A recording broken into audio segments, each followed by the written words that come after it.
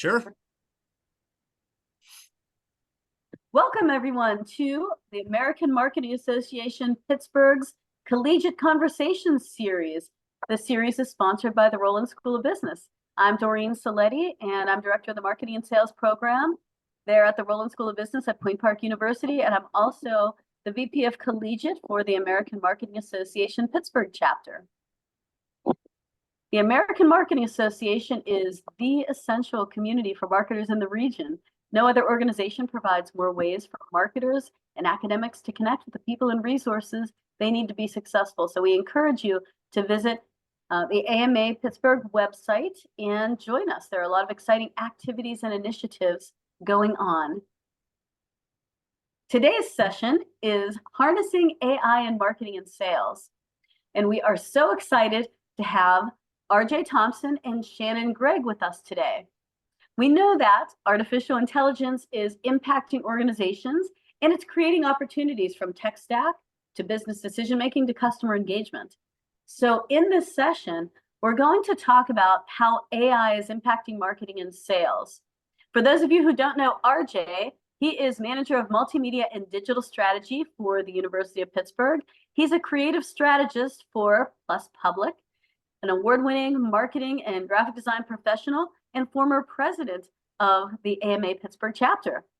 And Shannon Gregg is president of Cloud Adoption Solutions, a Salesforce consultancy.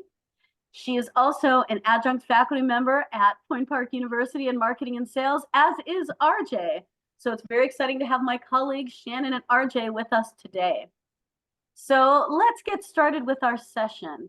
And to do that, I'm going to stop sharing and we'll get them up on the screen for you. And again, you're welcome to add questions or comments into the chat, and we'll try to moderate that as we move through. So one of the questions I wanted to start with for both of you is to ask you, how do you determine when AI is something that we should be considering from a marketing or sales perspective? Shannon, I will happily defer to you and your expertise.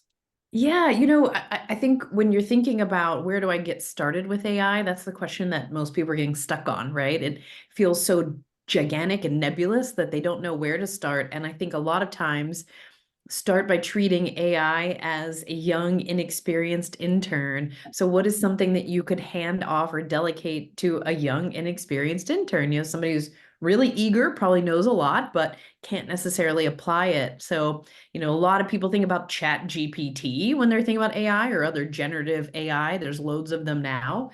And I think that usually is a good place to start. So it can help you if you give it a very specific prompt to write an outline, create a content calendar, make a blog post or create an email sequence. And so when you think about what can I hand over to AI, start small, right? Look for something that you can start small that you will use to help kick off an initiative that you have running. RJ, I know that you think about this a lot too, because starting with AI is the part I think most people are challenged with right now. Yeah, great point. So, my onboarding into AI, especially for my team, is really kind of interesting. So, yeah, there's that part of introducing AI to your workflow that helps you solve like production heavy tasks that could be reduced to an AI script or prompt. And you can knock those out really quickly. For the creative professionals in the room, where we are really largely dependent on idea generation and brainstorming, it's obvious that ChatGPT can, and other tools similar to it, can provide a lot of inspiration, if not direction.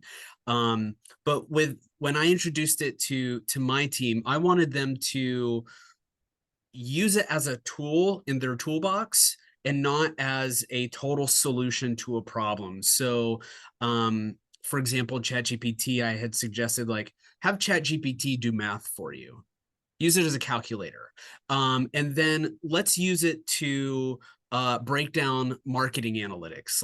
Let's have ChatGPT analyze our Google Analytics or the types of interactions that we got from a lead gen campaign. And so the introduction to these tools is, to your point, a simple entry level sort of goal, and then you build that expertise on top of it. And that's been something that has we've received a lot of benefit from it. And my team feels empowered by that. They don't feel replaced. They feel like they're learning a new tool, they're growing professionally. And so it's a rising tide lifts all ships sort of situation. I love that. When you talk specifically about that word replace, I think that's the one thing we have to stay focused on, which is AI is never going to replace humans. It just will allow humans to do more of what humans do best.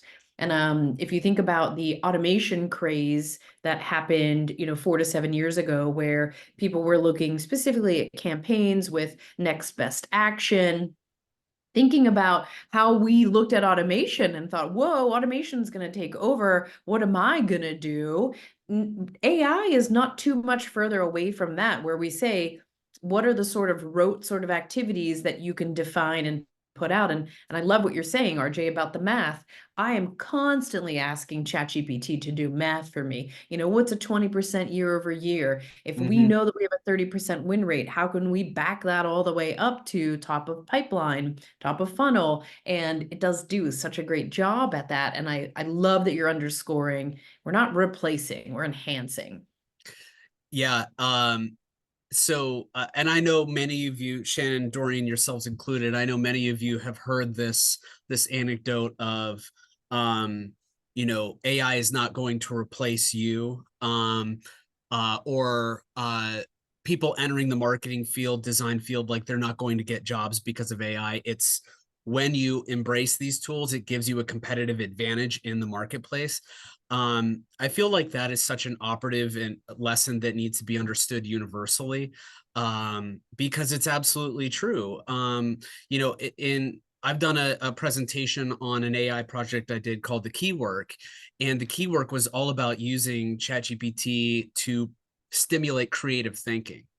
And my skin in the game here was, I want to prove that this is an asset, not a liability to creatives. And so, long story short, I use it to do a lot of content analysis, which, I had it read 5 years worth of articles, and then it distilled down the brand essence of my organization. And then we were able to produce like ad campaigns based on that. One of the ad campaigns that I was able to create was inspired by ChatGPT, and it actually won a national design competition, and it was never published. And so that was a really big deal. It's like that proved that, to me at least, that this was a viable tool for creation. Granted, you use it ethically and strategically. And that's something important for us to consider, because AI really isn't the strategic thinker in an organization, correct? So we still rely on that marketing expertise to be able to strategically direct the steps that we're going to take. So when we think about AI, are you often seeing that organizations or even yourselves, are you using AI for more tactical implementation? Shannon? Yeah, so I've been thinking about the jobs to be done framework. If you're not familiar with the jobs to be done framework, this sort of distills what are the activities or actions that have to happen to make something go forward. It's pretty similar to user stories if anybody's used to writing a software user story. But when you break things down in jobs to be done, it helps you to immediately identify these are things that can be handled by AI, generative AI, and these are things that we can sort of hand over. And you'll see now all of the business operating systems, tech tools that you're using are building in AI at different paces, at different clips. But I'm looking at all of them to say, which of these make sense for us to figure out how to use, right? So if you've got a data mining tool like a Zoom Info or Apollo.io, as they start to build in AI, of course I want to use that, because if I'm trying to understand Okay, what's the best lead? How do I find leads based on this ICP? Those tools are going to be able to do it. So you're not digging through millions and millions of data records that match somebody you're trying to reach out to.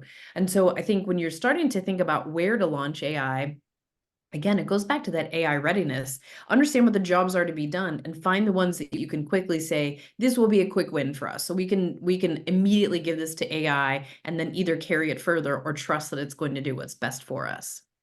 It'll be interesting to see how the Pomodoro technique modifies itself based on that ease of production. Shannon, you brought up a good point about all of the tools that we use are integrating AI.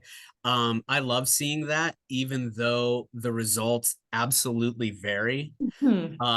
And it reminded me of something that happened. So I sit on the board of a statewide nonprofit, and I was not able to attend the meeting. So I used a tool called fireflies.ai to log into the Zoom call, and it recorded not only the video, but it provided a transcript, and then it provided a summary.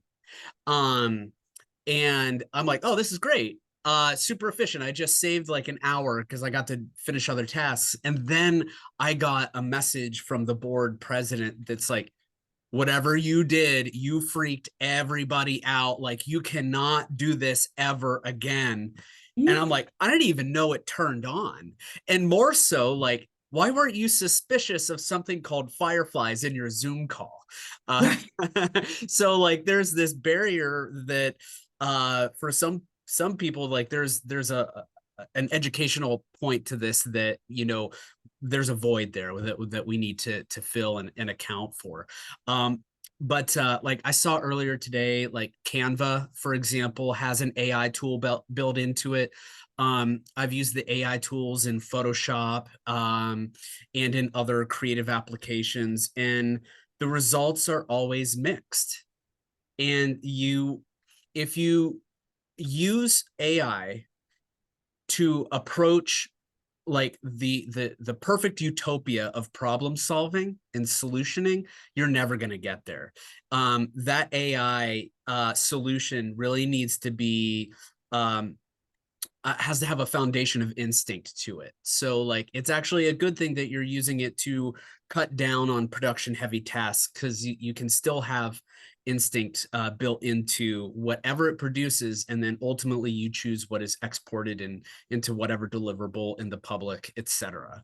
I've had students and I actually encourage my students to use AI in very specific contexts. And I had one student use it, and it was like clearly it's just obvious that they just did a copy paste. And so like that's an ethical thing, right? But I got him on a Zoom call, and I'm like, did you actually read it? Like, let's break it down and read this thing together, and let's see if you understand it as well as me, because I don't understand what this is communicating. And it's like, keep that instinct in there, and your results will ideally be better. RJ, you bring up something that I think is a really deep topic that we could probably get into for a long time. And when you think about ethics and where do you use AI to augment what you already know or to inspire what you can already do? A lot of people are using, particularly in the CRM world, AI to come up with custom code that they can put into their instance to change the way that it already behaves. And I Mhm. think one of the biggest challenges with that is if you don't know how to adjudicate that code to say, oh, I know what this is going to return, right? This is going to help me with my marketing attribution, for example. And I know exactly what this code is telling my system to do. It becomes almost impossible to pull it back out because you don't know what it's doing. You don't know where it was going. And if you can't, adjudicate it yourself, it's that same thing that we were probably faced with when we learned how to use a graphing calculator. You had to know how to do it on paper, and then you could pull in that TI-80, right? Yeah, the like for the marketing communications folks in the room, like I don't know any Marcom folks that are solely relying on ChatGPT to do any of their communications. And more often than not, I found that writers that do use it, even as like just as an experiment, they're very dissatisfied with the results because it has no flavor to it. There's no tone, there's no emotional context, and it's just kind of like word vomit. And hey, some people, low-hanging fruit types of clients, they're gonna go to that well repeatedly and not be the wiser. They may not see more leads, more sales. They'll see diminishing returns without a doubt. So rest assured, Marcom folks, like, these tools can't write for humans in the way that humans want to read and have a story related to them. So true. And I think, when we're thinking about both sides of the house, if you're thinking about, Marcom and Martech and analytics, I think is kind of underpinning them all. One of the things I keep thinking about is how we're now back in that same phase we were 10 years ago, where there weren't platforms for marketers and, sales as a sort of division of marketers, where you would say, this is our marketing automation tool, this is our CRM tool, and this is how they're going to interact, and we know what goes where, right? Maybe lead flow stays here and deal flow goes here. And now that we've got everyone in this AI race, there's redundancy amongst the platforms. And you brought up a really great point.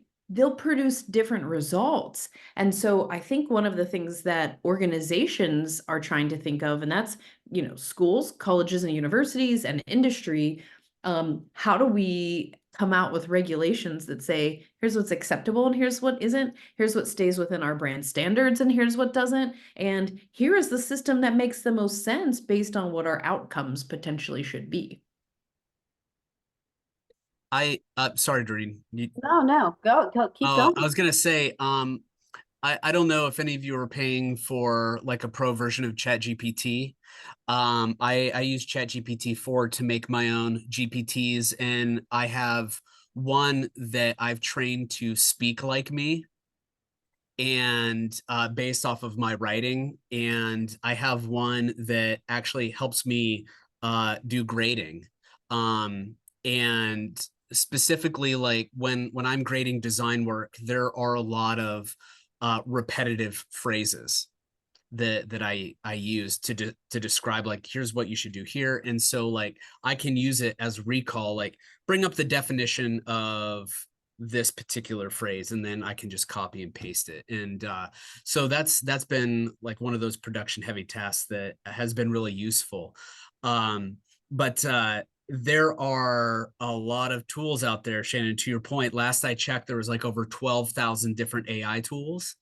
And AI actually reminds me of 3D printing, in the sense that if you have a 3D printer, you can use a 3D printer to make another 3D printer in the most advanced sort of way. And so now GPTs are making their own GPTs and so on and so forth. But I'm curious, and if you did this, please let me know in the chat. Did anyone watch the video that was promoted along with this event? If Well, you you know did, that I did it, RJ. what's that? I did, yes. You did, yes, yeah.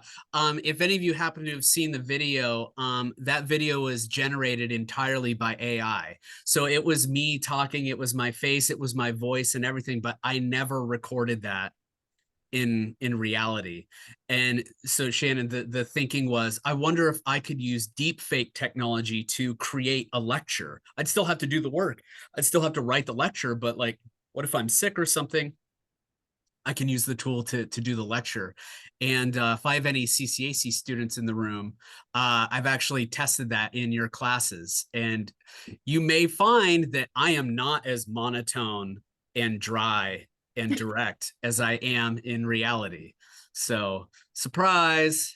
It's so good. When I heard the first AI grime song, I thought, wow, now this is interesting. And it really digs into the idea of intellectual property, the idea of sort of Creative Commons. And I did think it was pretty great. I mean, I thought we're delving into a whole new world here.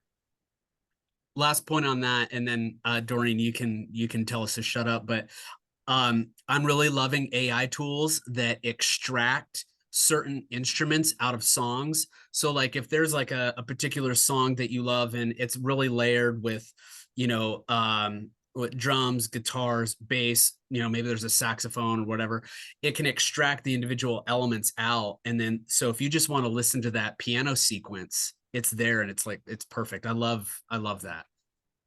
AI can do so many amazing things. And one of the things that is important for us to think about, especially for those marketing students and professionals who are in the audience today, is the kinds of tools that we're using and how we're using them. And we've talked about some examples already. And in fact, RJ, there was a question about the program you used to create your AI video. Yeah. It's a tool called HeyGen, HEYGEN. And what's really cool about it is I can basically type in my script and it will render. And then I can just download the video and put it up on YouTube, right? Or put it in my class shell or whatever. But the other super cool thing about it that I'm interested in experimenting with is that it will translate everything into a different language, not as a caption. It will be me speaking Spanish or Japanese or whatever. And I love how that opens things up. I think that's really fascinating. But HeyGen will do that. The one thing I want you all to really think about though is like you have to be really targeted with your investments in AI because this stuff is not cheap. Like it cost me like $20 a month for Chat GPT, which fine as a kind of a useful tool, like that's a negligible cost.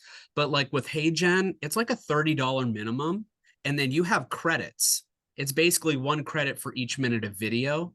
And so like I can't do a 30-minute lecture using that tool. It would just be, it's cost prohibitive. And so that's why all of these like AI platforms keep growing and expanding and populating, because they're trying to beat each other in the marketplace, you know? And as more and more people do that, the cheaper that some of this stuff actually becomes. But yeah, I would check out HeyGen. That's the tool that I use for deep faking. Thank you. Now, you also do a lot of work in digital marketing. What are some of the tools that you've used kind of in the workplace that have supported digital marketing or social media efforts? Shannon? Yeah, there's so many. So I found with digital marketing, I'm glad you mentioned Canva, RJ. I thought when Canva came out, it was sort of genre changing. So you had people who suddenly were lay people who were able to access design and make quick rapid design for their usage. And Canva came out pretty early with an AI tool. I attended a session through the Pittsburgh Tech Council in the fall where they actually had an AI art prompt competition, and pretty much everybody used Canva. And I think that there are, for digital marketing, we could run in a million different ways, but I particularly really enjoy some of the really small marketing automation platforms that are coming out with things to say, we'll write your email, we'll write your entire email sequence, just tell me what you need me to do. And so we're seeing that in Pardot, which I think is now called Marketing Cloud Account Engagement, but I'll still call it Pardot. It's a nice B2B tool. So they do a really good job with, that side of the house. So I know, RJ, you'll talk more about design. I spend less time in design and more time in tech and outreach, but I think you see tools like that. HubSpot is doing a really good job with it. So if you're looking particularly at, how do we reach people once they're already engaged and once they've already raised their hand, all of these tools are doing exactly what RJ said. And, Doreen, this is such a wonderful time to be a person in their early career, because you've got more tools now than you've ever had before. And now that we have 4 generations of folks in the workplace, it's a great place to make yourself stand out as a marketer, to say, hey, I know how to use Canva really well so that we can produce what we need to get out there and put ads on LinkedIn or Facebook or Instagram or, wherever else you want them to go. So I'm really hot on Pardot, HubSpot, and Canva. I think what I'm seeing is probably 75% of my customers are using those hot and heavy. Without a doubt. Yeah, Mariah had a comment or a question in the chat about what tools are being used in the workforce. And I'm like, all of them. But then who's really putting their money into um, creating new AI that, I mean, obviously HubSpot, Salesforce, Microsoft, they all are. Everyone is.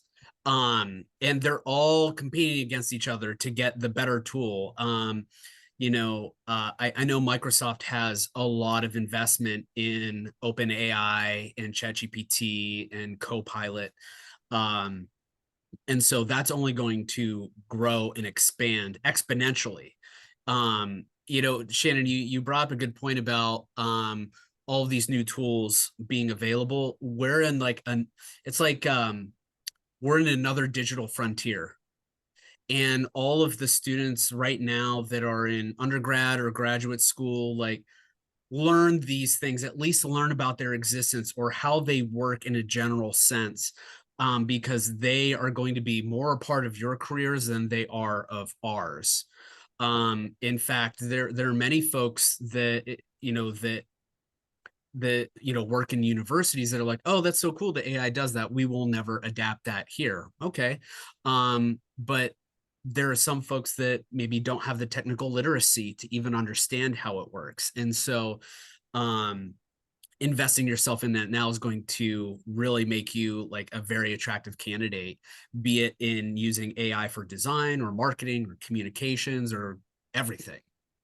So agreed. I'm putting in the chat. Salesforce launched actually an AI associate certification, and the week it came out, I took it because I wanted to know what was in it. And I passed it, kind of put it on LinkedIn, and within the day, I was getting emails from recruiters saying, "Oh, you're AI certified. We've got a job for you." Well, that type of thing, I think, is going to make anybody who's a job seeker really stand out to say, I understand AI, and it may be just on a few point solutions, and that's better. You don't need to know them all. Know the ones that you know really, really well so that you can put them to work in the workplace, because people are interested in that. They want it. It's time. We're in the fourth, industrial revolution, and Mm-hmm.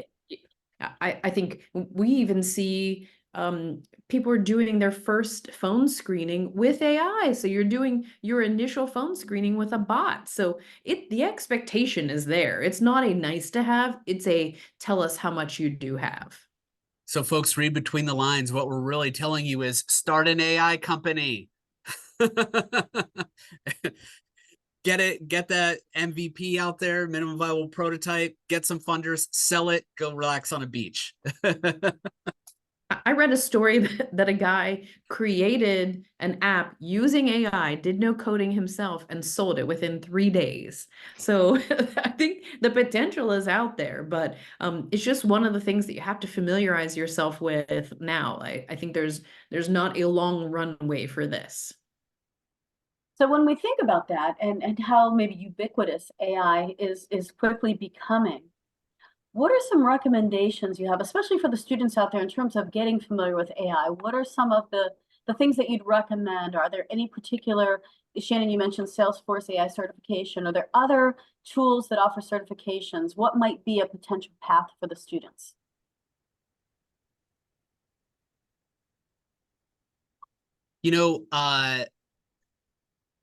For me, when it comes to like getting an authentic sort of credential in AI, the ones that are doing it well, like Salesforce, Microsoft, Google, those I think will be recognized across any industry as being like top notch. Universities are not adapting to this well. They're still just trying to figure out how to use it ethically in a classroom. And so we're going to be years behind by the time that the next massive leap in AI tech happens. That said, I would also recommend looking at organizations that are interested in discipline focused advancement. So for example, the Interaction Design Foundation, which is it's basically a design think tank started by Don Norman, who is this revolutionary design thinker, thought leader. They have an AI for designers course that I think would be a real, I mean, their learning platform is fantastic. But that is something that companies like Google and HubSpot and Adobe, they really recognize the value of what IDF provides. So if you're looking at those types of things, go after the authentic sources. Don't go for like necessarily something on edX or like a small consultancy having like a class, because the authenticity is truly the value. So go for the Salesforce, go for HubSpot, Adobe, etc. I think too, being able to say, hey, as a consumer, here's what I know works really well, especially if you are in Marcom. So, and I think about Snapchat, right? I think everyone knows I really love Snapchat. I think it's fun. The AI inside of Snapchat came out fairly early, and it was a really great consumer introduction to the types of things that AI could do. And you can rename it, you can make it look the way that you want it to. And so using AI as a consumer, especially if you're in a B2C situation, is a great way to understand then how do I use it as a marketer so that I can outreach to consumers. So, RJ, you mentioned the word authenticity, and I think we could not underline that enough, right? Making sure that how it feels, how it's being used to, bring people in, how does it draw you in as a consumer, and then sort of flip the script and say, okay, great, now as a marketer, how do I use that to reach back out to my consumer and make my brand or product more sticky? Bree asked a question. I would love to just sort of touch on this. So Bree says, outside of an ethical standpoint, do you see or foresee any legal issues when it comes to copyright for art generated AI like in Illustrator or Photoshop? I've heard AI artwork does not meet federal copyright standards. So how do you envision it being regulated as it continues to grow? And do you think this may pose a threat to those in the creative field? This is such a fantastic question, and it's certainly near and dear to me.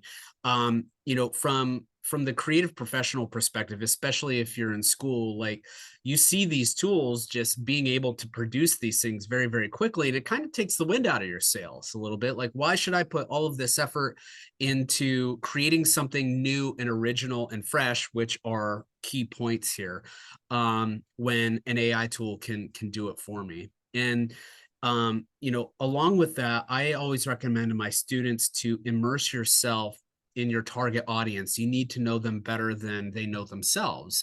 And ideally through that process, you are able to do better sales, you're able to create better stories and experiences, product development. It affects everything. So I actually think like now that like tools like Dolly and Da Vinci and God only knows what else is out there, I think more people are gaining more and more immersive interest in actual original art and hiring artists that don't use AI specifically to serve as a contrast. A lot of companies are recognizing that, like, if we don't hire creative professionals, illustrators, designers to produce these things, then we lose them forever. If we cross the Rubicon and we cross it the wrong time, the wrong way, we will lose those people. They will reject us entirely. And for example, Disney did something like this with a Marvel property for a show called Secret Invasion.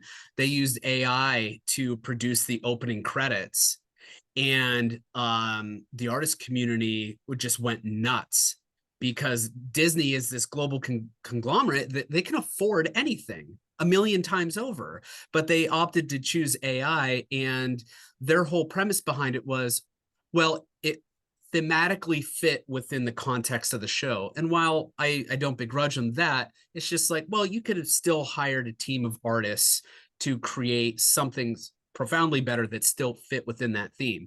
And so Disney got a fair amount of flack for that. And so you're not seeing them do that again, at least that directly. And so these companies that, they want to use AI, it's like they're chomping at the bit, like, oh my God, we don't have to pay artists and designers anymore. Well, as soon as that happens, they're going to see a massive negative impact from it. And folks like us, we want to support our artists and designers and creatives. And so we purposely don't use those things. But at the end of the day, have you really seen what they're producing? I can't imagine anything that comes out of Dolly actually being super useful to like for example, if you needed a realistic photo of someone doing something, like it's not really useful because the fingers are messed up, and Da Vinci is really much better at that, but it lacks authenticity. You can still tell that it's not real. And so the other part to this, and I'm sorry for taking all the air out of the room, Shannon, but the other part to this is that Bree, you're absolutely right. Like if AI creates these things, there's nothing original, there's nothing human created here. You can't protect it. But the other part to this is all of the ideas that AI generates are fed from databases of art created by actual humans. And so there's the ethical concern. Do we want to use it, sort of this homogenous mixture of different artwork created by actual humans? They get cut out of the benefit of a patron paying for their art, or the commission, if you will. And then it's not copywritten, able to be copyrighted or protected anyway. So it's like, what's the point? You might as well, and all the time it takes to go through that hassle, you might as well just hire a designer and get it right the first time. It's so true. And this is such a good question because I think we're seeing exactly what you're saying, RJ. If you think back to the ultra processed foods of the 80s, right? The TV dinner and the little sort of triangle components, and they weren't exactly food, right? There was the corn in one corner and the brownie in the other. And what came out of that was that farm to table movement. I want to know where my food came from, and I want to identify the source of it, and I want to know the supply chain behind it, because people recognize that value. And so as we see, where can AI be a catalyst, or where can it be a tool for efficiency? Folks are also saying, hey, this is not a place where I want to use this. And I think if you think about stock photos, people can sniff out a stock photo from miles away. So if you opened up a website and you see a bunch of people standing around pointing at a, description of a graph, you're like, come on, like, do you actually do any work? Because if you do, you'd have some real photos of you doing the work. And so I do think there's going to be a continued intellectual need for what is truly art and what can be produced by humans. And people are going to continue to demand that. And then if you flip it to the other side, there are security issues that are on the other side of this IP discussion that say, when I put these things in, am I potentially risking exposure to trade secrets, client information? Because RJ, you said you were feeding, here's like 10 different blogs that I've written or papers that I've written. Now you know my tone and voice. You might be giving away the secret sauce for the Coca-Cola ingredient list, right? So I think when you think about security, and particularly when you're getting into trade secrets, that is a challenge as well, that makes a lot of companies say, we're not exactly sure if we should put all this information into AI just yet. Yeah, that's a really important point that I don't think we always kind of recognize, is that AI gets this information from somewhere. So how much information do we want to share, and what it makes sense for us to put out there? And there's still that component of a human needing to be involved in all of this. I think about the designer conversation, and it's great to say, okay, Da Vinci, create me an image that looks like X. But how does that fit? Is that on brand for you? Does that really fit with your mission? Does that fit with the campaign that you're developing? And you still need somebody there to kind of moderate all of that and to make sure you're putting together something cohesive. Now, RJ, you do a lot of work overseeing social media campaigns. Mm-hmm. What have you found that's been effective in terms of use of AI within a campaign? Because it's still you or one of your staff that's overseeing the campaign, it's coming up with, right, the overall theme for the campaign. But are there some ways that you've found AI to be helpful? Yes, I've on a tactical level, it's been helpful in like scheduling posts, determining the best time to share a post or certain content. We're a Sprout Social house here at Pitt, and so Sprout Social has a lot of that built into it. You can also use built-in AI tools to basically generate your content. We purposely do not do that because students recognize inauthentic content the minute you post it. So we would rather not post anything than post inauthentic content. That said, my response is more probably geared as a person that is receiving messages or viewing timelines. If you spend any time on Twitter, now X, it's always Twitter. Let's get that right. It's always I Twitter. agree. It's never I X. agree. That said, like if you spend any time on Twitter, it's all bots. It's all AI. And it is just nonsense. It's not even, most of it's not even worth reading. So for example, I follow a lot of AI leaders, right? On Twitter, because I want to see what tools they're sharing that aren't available on website repositories like there's an AI for that, right? So I want to see what the chatter is, and most of the time it's AI bots doing the chatter. Some of these people don't even exist. Yeah, and so I disengage. I don't listen. It's not unique. It's not creating a memorable experience whatsoever. It's just noise.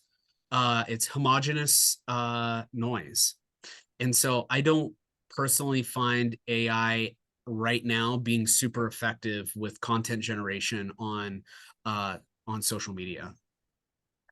I agree, and I want to also put out there because I see we're getting close. We could have this conversation for hours and hours. It's so rich. We're getting close to the end, and I want to make sure that we also bring back the concept of ethics because we've talked about it a few times, but specifically understanding the folks who are developing and coding AI bring their own bias to their code. So not only what does our prompt bring out, but what actually has been inherent based on the biases of the people who are developing the tool. Mhm. So there are a lot of really crazy examples out there where, you've got facial recognition systems that are happening in cities. And when you're dealing with facial recognition systems, they inherently have racial discrimination built into them. And that's been proven in quite a few studies. And one of the things that I would encourage everybody to do is to continue to be inquisitive about the systems that you're using. So making sure that what has been developed is ethically sound and continually tested. So I'll put in the chat, there's a guy out of CMU who's doing a great job with this. He's an ethics coach that helps startups to say, let's make sure you're not bringing your inherent biases to the tool that you're eventually going to put out for people to use. So that sort of appreciative inquisition into the systems that you're using is inherent, I think, upon all of us as users, particularly when we're dealing with marketing and sales, because we're looking to influence people. So I think that is a sort of critical point that I want to make sure we don't, miss out on. Thank you for bringing up that ethics piece because it is something we have to consider, and it's definitely something that we could have a much longer discussion on. But do be aware that there are some ethical considerations with all of these different pieces, from what constitutes something that's copyrightable to how authentic are you with your pieces. There's definitely a lot of things within that spectrum.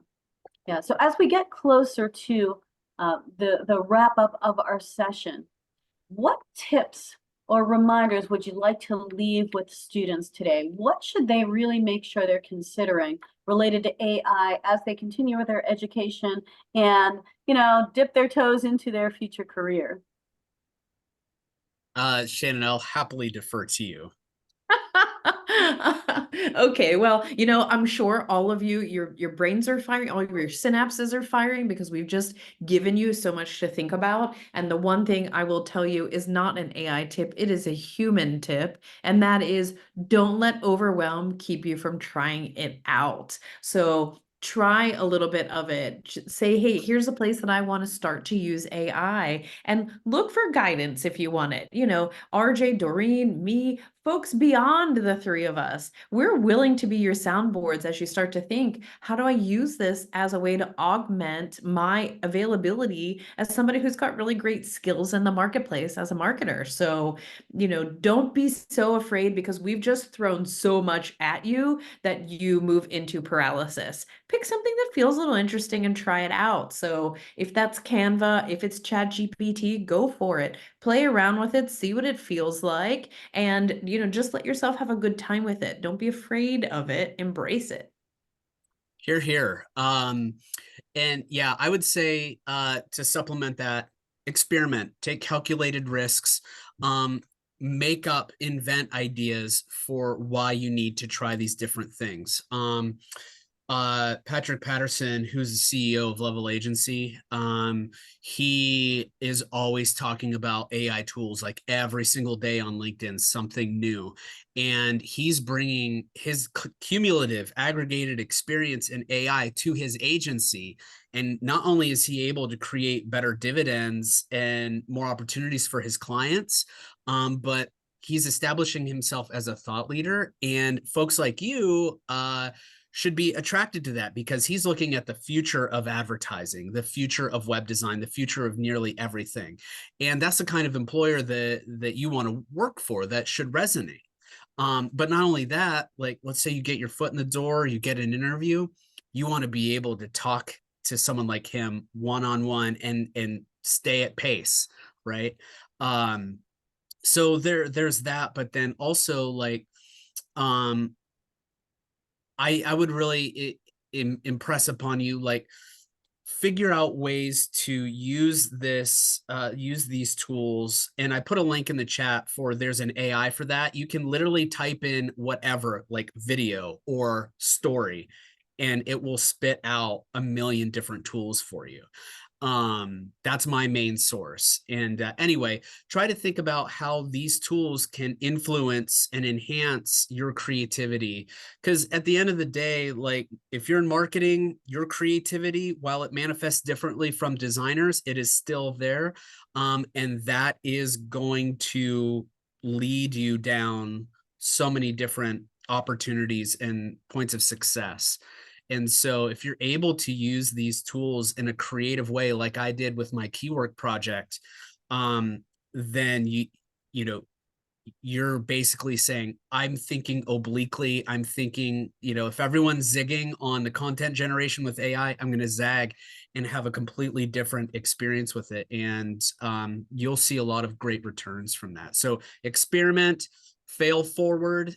Don't be afraid to invest in yourself as you experience these tools. Well, thank you both so much. It sounds like we're really talking about how we can use AI truly as a tool, how we can use it to enhance what we need to do, how we can be really strategic in implementing AI in places where it can augment and support our brand, can support our messaging, can support the work that we're doing. So we're excited that all of you were able to join us today. The AMA does have some other exciting things coming up that you might be interested in. So we wanted to share 2 activities in the near future. Wednesday, April 3rd, there is a Lunch and Learn webinar, and the focus there is on customer experience and data. So please join us. You can go to amapittsburgh.com, go under the events tab to register for this event and others. And in May, we're bringing back the AMA Marquee Awards. And for those of you who are students, there is an up-and-comer category. So please consider nominating yourself for an award, and hopefully you'll also consider joining us in May for the Marquee Awards. Thanks again to all of you for attending into the Roland School of Business at Point Park University, for supporting our event today. We really appreciate your time and efforts, and we hope you'll continue to explore marketing and move into this exciting career path. Awesome. Thanks, everybody. Thank you so much.